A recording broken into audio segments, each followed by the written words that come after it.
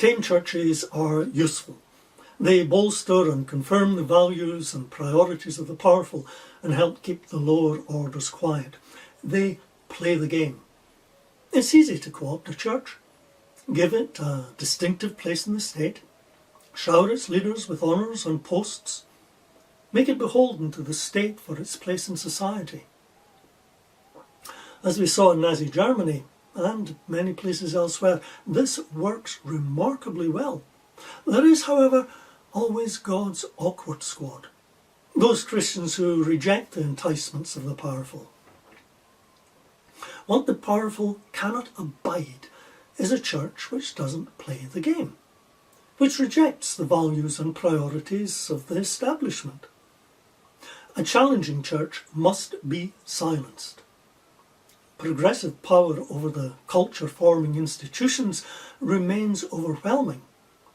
Progressives dominate our schools and universities, the unions, mainstream churches, and especially the media and entertainment industries. The one sector where they don't hold sway is amongst traditional Christians. Now, traditional Christians are seen by progressives and the mainstream denominations as God's awkward squad. They insist on holding to the foundational beliefs which progressives are successfully overthrowing.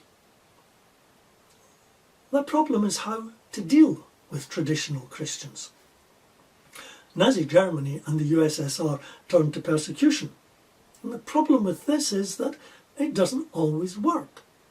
As long ago as AD 197, Tertullian wrote, "The blood of the martyrs is the seed of the church." Progressives have to find a tactic to stop traditional Christians, and their method is to portray Christianity as a private passion, a hobby to be exercised in private but not allowed out into the public square. The most egregious example of this came in 2004 when Italy nominated Rocco Buttiglione for the post of European Justice Commissioner. Buttiglione, a practicing Catholic, holds traditional Christian views on marriage, family life and homosexuality.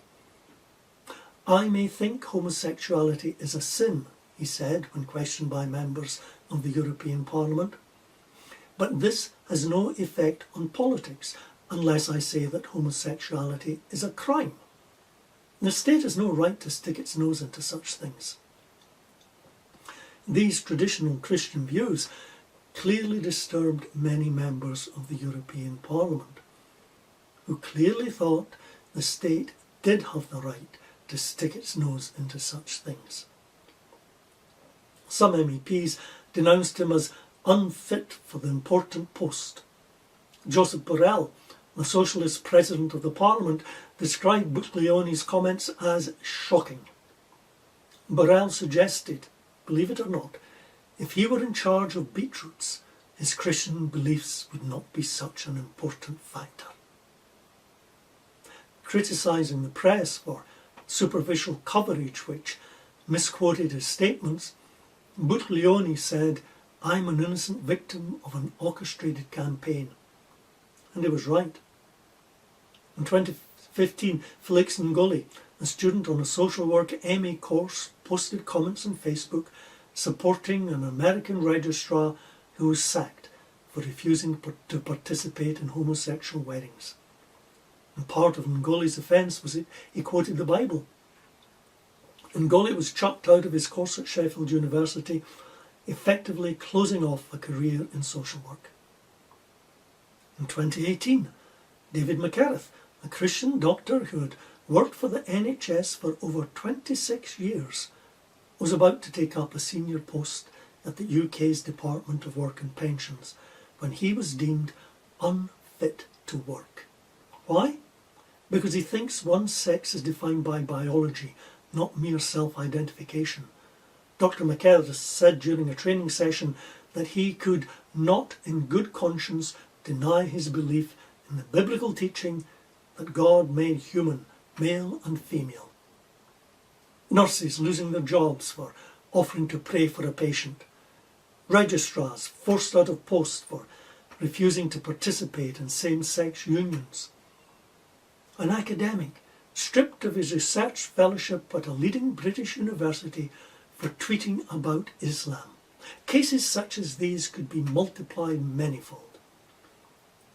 Even more damaging is the creation of an atmosphere where Christians are silenced through fear of the consequences of speaking out biblical views.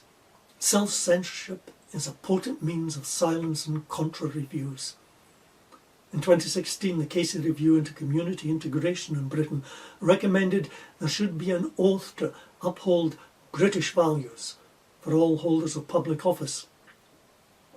The report attempted to define those British values within the prevailing secular, socially liberal terms by redefining extremism as any religious view at odds with the views of mainstream society. Now, by today's definition, those holding biblical views held by Christians for 2 millennia and which shaped Western culture can be labelled extremists, at odds with the views of mainstream society. Dame Louise Casey's review actually singled out the newer Christian churches as examples of those whose beliefs are not acceptable to society. This is all of a piece with the progressive narrative.